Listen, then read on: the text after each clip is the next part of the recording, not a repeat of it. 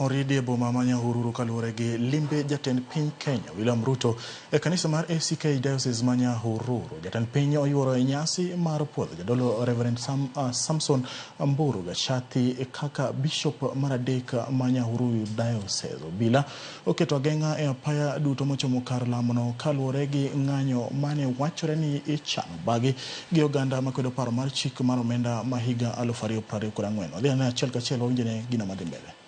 Kanisa na dini, na sisi tukifanya sehemu hii ingine ya kupanga maendeleo ya taifa letu la Kenya. Pongezi askofu, welcome to ministry, welcome to the leadership of not just this diocese but of our country Kenya. Mimi nakuomba wakati unaanza safari hii umeanza na kutuombea, hasa mimi na naibu wangu.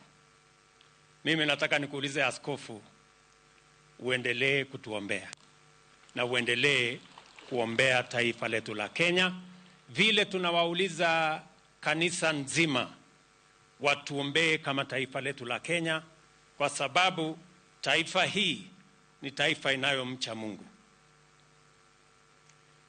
Nimeona kwa kirefu kuna watoto wamekuja hapa kukupatia sehemu yao, na mimi nimekusikiza kwa makini ukiongea ruasa yako ama vision uko nayo kwa county hii ama kwa diocese hii, na umesema utawashughulikia watoto wetu. Mimi nataka nikuhakikishie, as you work to make sure that we mentor our children through Christian teaching, na sisi kama serikali tutafanya sehemu yetu kuhakikisha ya kwamba kila mtoto wa Kenya anapata nafasi ya kusoma.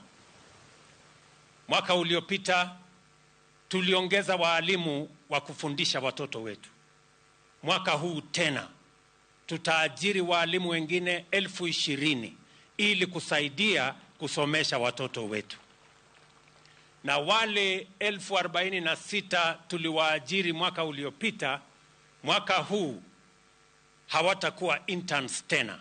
Sasa tutawafanya permanent and pensionable this year, ndio waweze kutimiza wajibu wao wa kufundisha watoto wetu.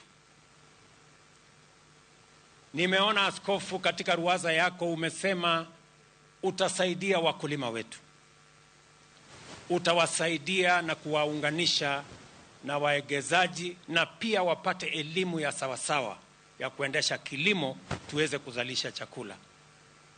Mimi nataka nishukuru wananchi wa Nyandarua, wananchi wa Laikipia.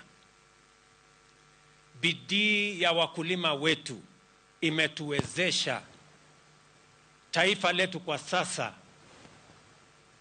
Nyinyi watu wa Nyandarua na Laikipia mumezalisha chakula kingi, mumepata chakula ya kutosha nyumbani, na hata mnatusaidia kulisha Wakenya wengine. Mimi nataka niseme asante sana, na niwahakikishie ya kwamba ile program ya fertilizer tulianza, pia katika mwaka huu tumeongeza bilioni 10 ya kuhakikisha ya kwamba wakulima wa chai, wakulima wa mahindi, wakulima wa ngano, wakulima wa kahawa, wakulima wa chai wote, na hata wale wa miwa wanapata mbolea, tuzalishe chakula ndio tuweze kuondoa aibu ya njaa katika taifa letu la Kenya. I make that commitment to you, Bishop, so that as you work in this diocese, you work with us.